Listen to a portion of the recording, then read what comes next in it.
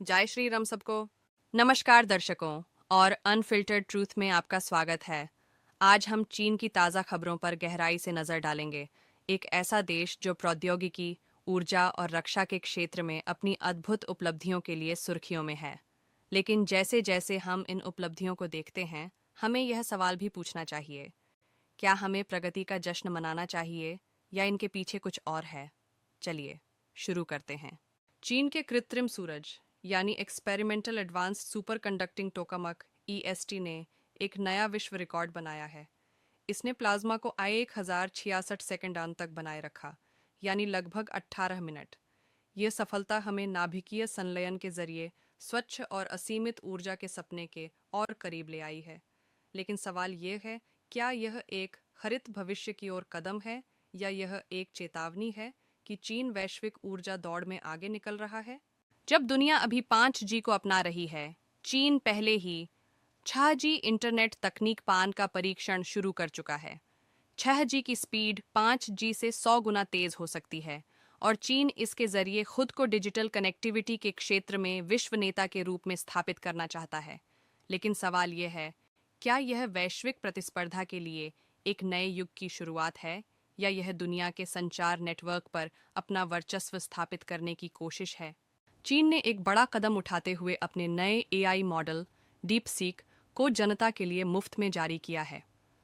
इस कदम ने अमेरिकी टेक शेयरों में $1 ट्रिलियन की गिरावट ला दी, जो चीन के एआई क्षेत्र में बढ़ते वर्चस्व को दर्शाता है। लेकिन जैसे जैसे एआई और अधिक सुलभ हो रहा है, हमें यह सवाल पूछना चाहिए, किसे फायदा हो रहा है और कौन पीछे रह जाएगा।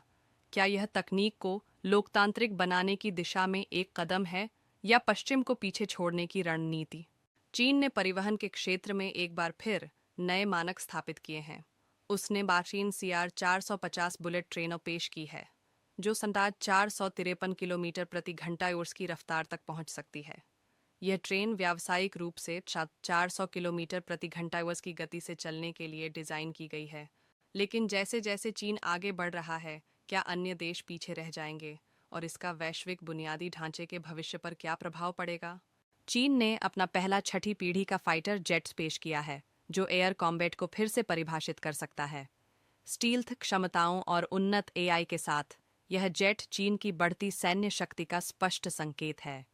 लेकिन जैसे जैसे वैश्विक तनाव बढ़ रहा है, हमें यह सवाल पूछना चाहिए, क्या यह शक्ति के माध्यम से शांति की ओर एक कदम है या एक पहले से ही अस्थिर दुनिया में एक उकसावा।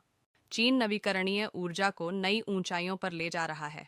सचमुच, उसने अंतरिक्ष में 1 किलोमीटर चौड़ा सौर ऊर्जा संयंत्र लॉन्च करने की योजना बनाई है, जो मानक सौर पैनलों की तुलना में 10 गुना अधिक कुशल हो सकता है।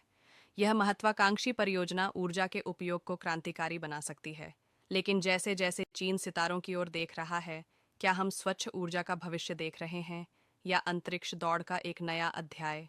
चीन ने अफ्रीका में 30 नई स्वच्छ ऊर्जा परियोजनाएं शुरू करने का वादा किया है, जो महाद्वीप पर सतत विकास की दिशा में एक बड़ा कदम है।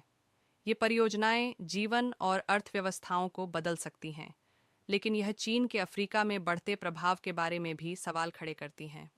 क्या यह जलवायु परिवर्तन से लड़ने का एक वास्तविक प्रयास है या वैश्विक पदचिह्न बढ़ाने की रणनीति। चीन ने तिब्बत में यारलुंग त्संगपो नदी, जिसे भारत में ब्रह्मपुत्र के नाम से जाना जाता है, पर दुनिया के सबसे बड़े बांध का निर्माण करने की योजना बनाई है। यह बांध हर साल 300 बिलियन किलोवाट घंटा बिजली पैदा करेगा, लेकिन इसने पर्यावरणीय प्रभाव और क्षेत्रीय तनाव को लेकर चिंताएं भी बढ़ा दी हैं। जैसे जैसे चीन आगे बढ़ रहा है, हमें यह सवाल पूछना चाहिए, प्रगति की कीमत क्या है।